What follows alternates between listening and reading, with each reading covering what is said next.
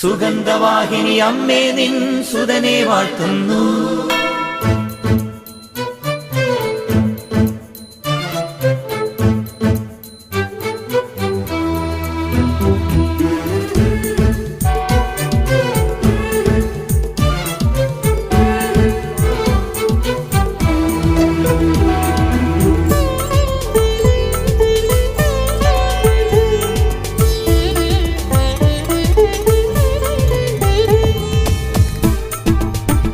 സ്നേഹമുള്ള സഹോദരങ്ങളെ, പ്രഭാതവന്ദനം.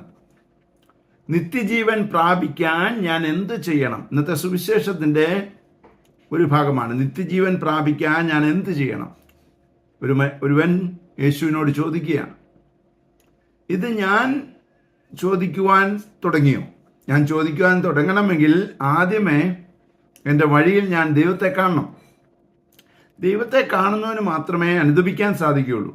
അല്ലെങ്കിൽ അനുഷ്ഠാനം പോലെ പലതും ചെയ്യാൻ പറ്റുമായിരിക്കും. പക്ഷേ ഓരോ നിമിഷവും വന്നു പോകുന്ന തെറ്റുകളെക്കുറിച്ച് അനുദപിക്കണമെങ്കിൽ ദൈവ സാന്നിധ്യം നമ്മുടെ കൂടെ വേണം. ഇല്ലെങ്കിൽ നമുക്ക് സാധിക്കില്ല. ഇത് പറഞ്ഞു പഠിപ്പിക്കേണ്ട കാര്യമല്ല. ഇതൊരു അനുഗ്രഹമാണ്, ഇതൊരു കൃപയാണ്. പോകുന്ന വഴിയിൽ അങ്ങനെ ചെയ്യുന്നത് ശരിയല്ല എന്ന് പറഞ്ഞു തരുന്ന ഒരു ദൈവം. പോരായ്മകൾ നിന്നിലുണ്ട് എന്ന് മനസ്സിലാക്കി തരുന്നുണ്ടെങ്കിൽ നിനക്കർത്ഥം നീ ദൈവത്തെ കണ്ടുവെന്ന. നീ അവരിലാണ് കുറവ് കണ്ടെത്തുന്നെങ്കിൽ അതിൻ്റെ അർത്ഥം നീ ഇതുവരെയും ദൈവത്തെ കണ്ടെത്തിയിട്ടില്ല. കാരണം നീ തന്നെ ദൈവമാണ്.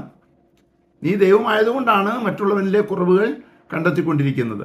എന്നാൽ നിനക്ക് നിന്നിൽ തന്നെ കുറവ് കണ്ടെത്താൻ സാധിക്കുന്നുണ്ടെങ്കിൽ, മറ്റാരും പറയാതെ കുറവ് കണ്ടെത്താൻ സാധിക്കുന്നുണ്ടെങ്കിൽ അതിൻ്റെ അർത്ഥം നീ ദൈവത്തെ കണ്ടു കഴിഞ്ഞു എന്നുള്ളതാണ്. അപ്പോൾ ദൈവത്തെ കണ്ടു കഴിഞ്ഞിട്ടുള്ള ഒരു യാത്രയായി നമ്മുടെ തുടർന്നുള്ള ജീവിതം നടക്കട്ടെ. അതിനായി പ്രാർത്ഥിക്കാം. പരിശുദ്ധ അമ്മയെ സഹായിക്കണേ. വിശുദ്ധ ഔസേപ്പിതാവേ, ഞങ്ങൾക്ക് വേണ്ടി പ്രാർത്ഥിക്കണേ. പരിശുദ്ധാത്മാവേ, എഴുന്നള്ളി വരണേ. പരിശുദ്ധ പരമ ദിവ്യകാരുണ്യത്തിന് എന്നേരവും ആരാധനയും സ്തുതിയും പുകഴ്ചയും ഉണ്ടായിരിക്കട്ടെ. ആമേൻ.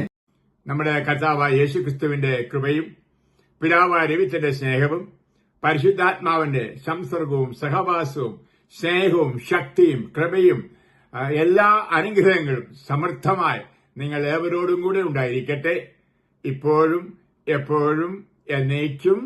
ആമേൻ. സുഗന്ധവാഹിനി അമ്മേ നിൻ സുതനെ വാഴ്ത്തുന്നു.